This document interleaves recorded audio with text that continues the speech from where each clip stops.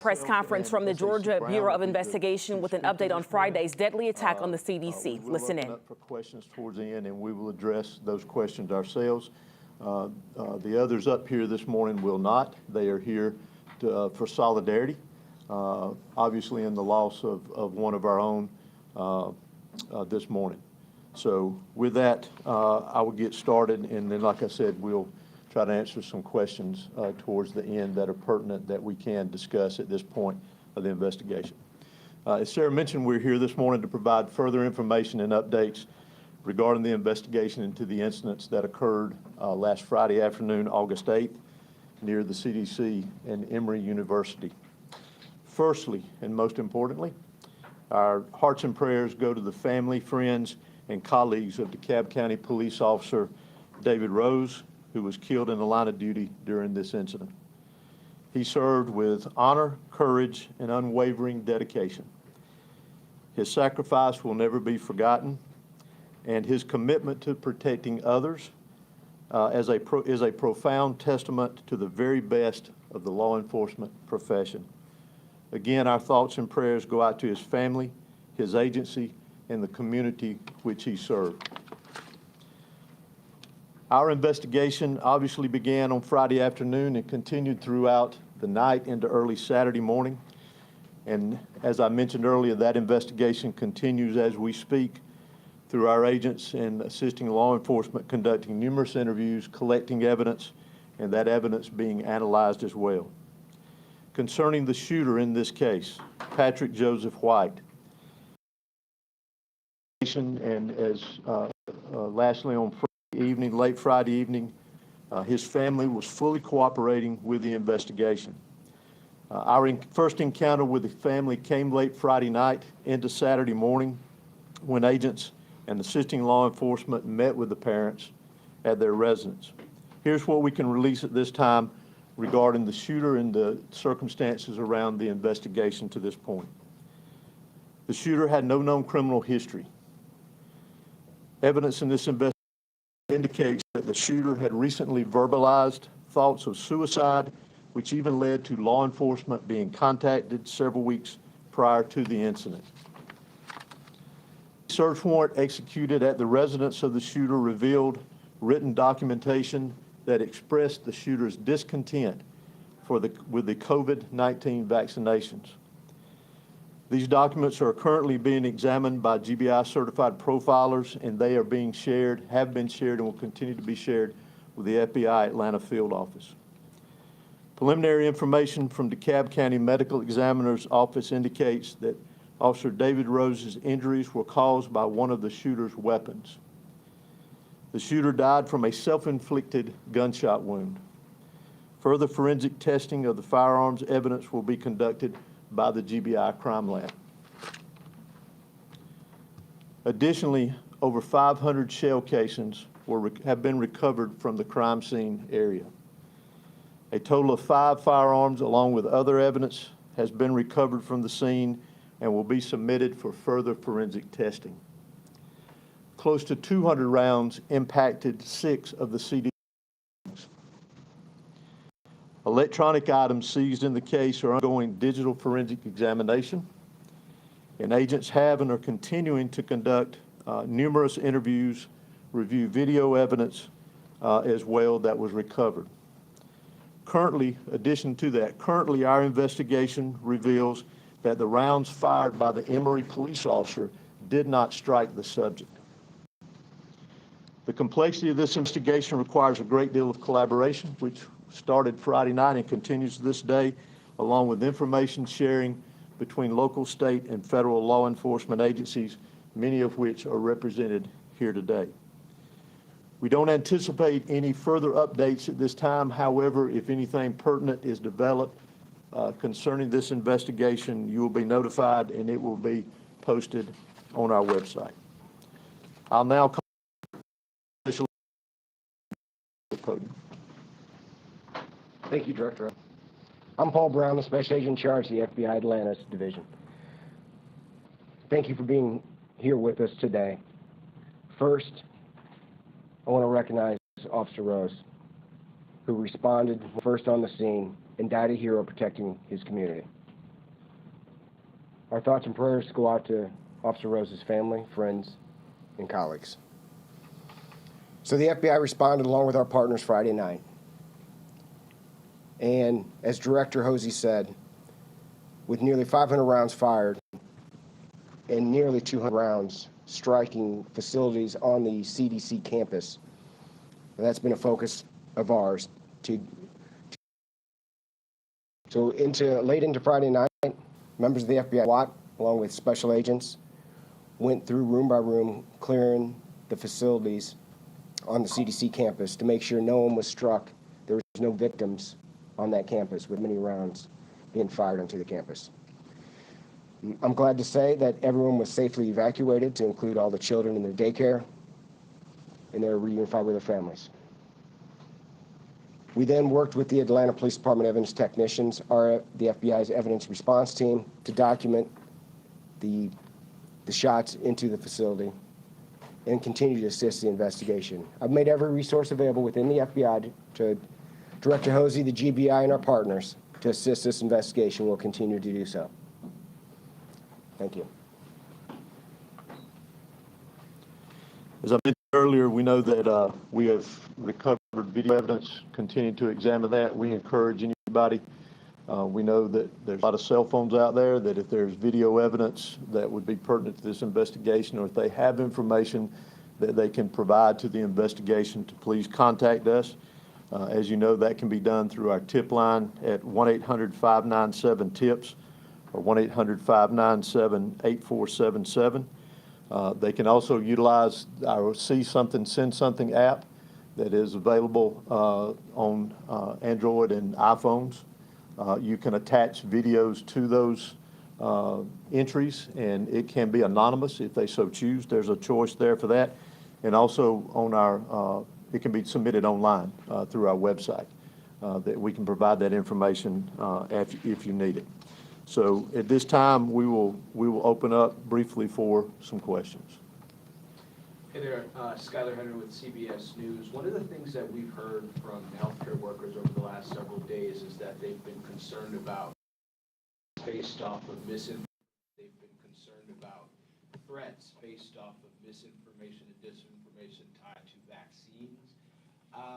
Is there an assessment, either from you or from Special Agent in charge, about the threat level as it relates to healthcare workers? Has there been an uptick in the days since or prior to? Threats of that nature is always something we take very seriously and we look at. We've not seen an uptick, although any rhetoric that suggests or leads to violence is something we take very seriously. So that's something we're very sensitive to. We're going to respond to quickly should we see it in the future, but although we're tracking it, we're sensitive to it, we have not seen that uptick.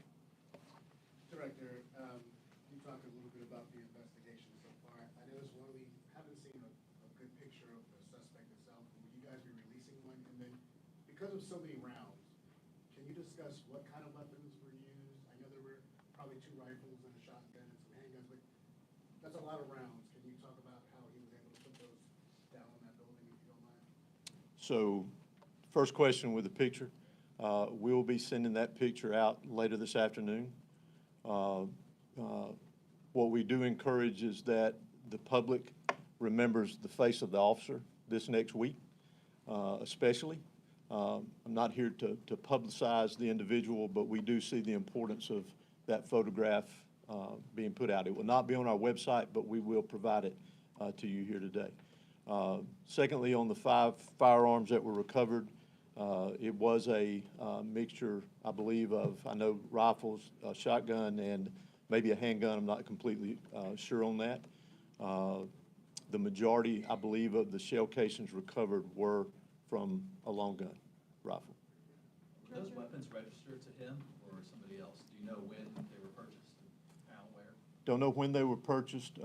Thanks to great work and quick work by ATF on Friday and Saturday and over the weekend, it was determined that the weapons belonged to the father. And as we mentioned, he was interviewed over the weekend, but they did belong to the father. With 200 rounds, I think you said 200 rounds impacting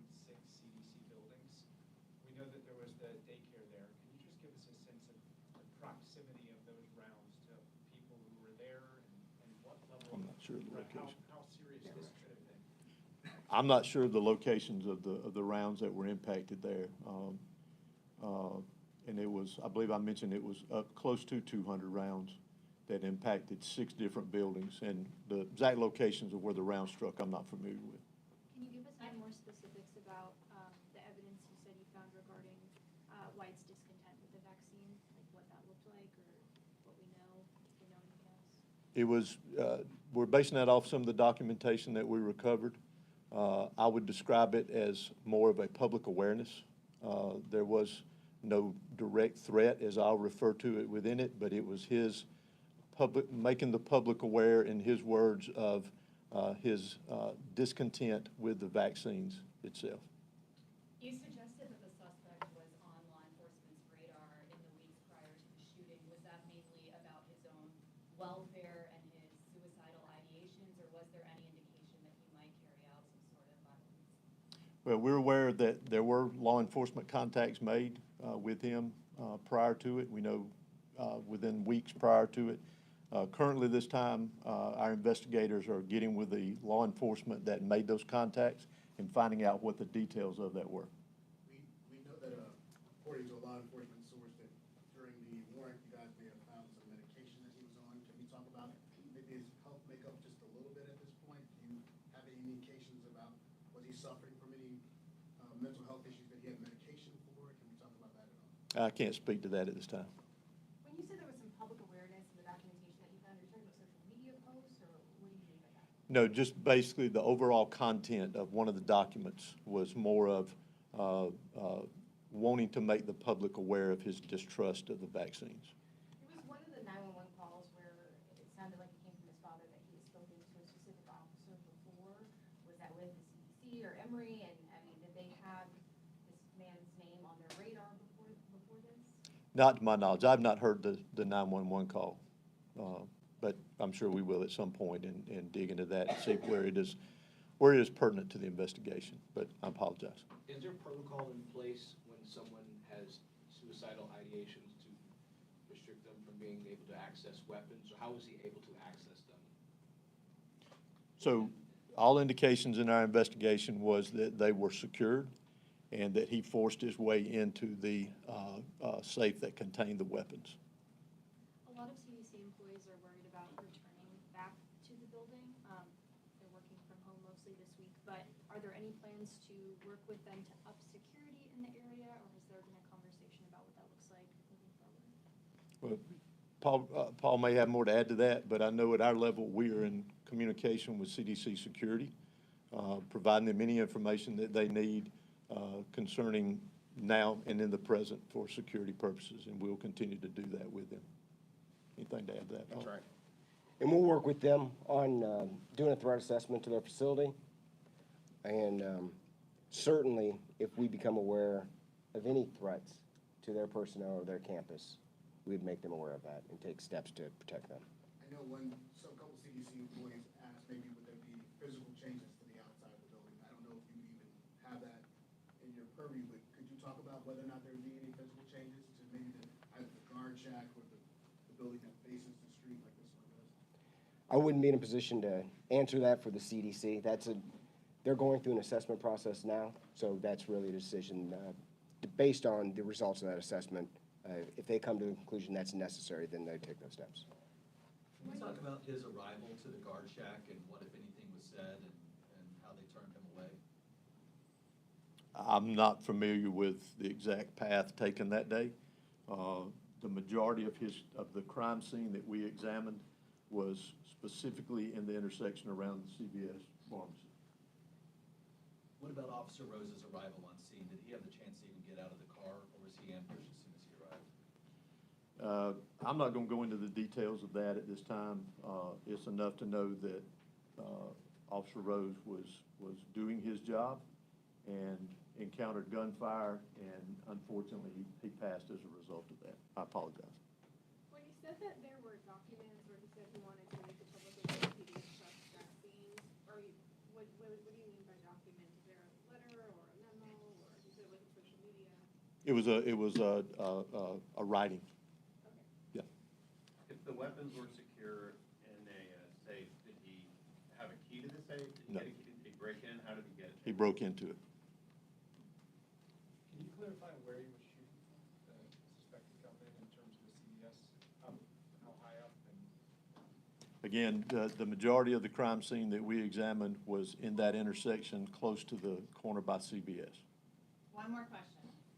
Was he firing anywhere else besides the CDC building that, from your knowledge, was he firing at anywhere else in the area inside the CVS? Besides, I'm sorry. Was he firing anywhere else besides exactly at those CDC buildings? Were there shots inside the CVS? Can you explain that? All I can tell you there is the majority of the rounds in that direction we know struck the buildings. And past that, I'm not sure. Thank you for being here today. This concludes our news conference. Thank you. thank you. All right, there we have it. We just heard there from Chris Hosey, the director of the GBI, along with the special agent in charge here in the Metro Atlanta area for the FBI. A lot of new information coming out following Friday's deadly shooting there at the CDC. We did have some glitches there. I just want to give you a recap because there is so much new information that we're bringing together for you. We do understand that the suspect, 30-year-old Patrick White, didn't have any history, run-ins with law enforcement whatsoever, but there have been multiple 911 calls to his family's home there in Kennesaw over the last couple of years, including one in recent months for thoughts of suicide. In this investigation, they did find written documents with him expressing his displeasure for the COVID-19 vaccine, attributing that to thoughts of depression and suicide. The medical examiner's office does confirm here that Officer David Rose did die from injuries sustained from the shooter's weapon. We understand there were about 5 weapons. Most of the gunshots there were from a long gun. Those weapons did not belong to the shooter. They were all legally registered to his father.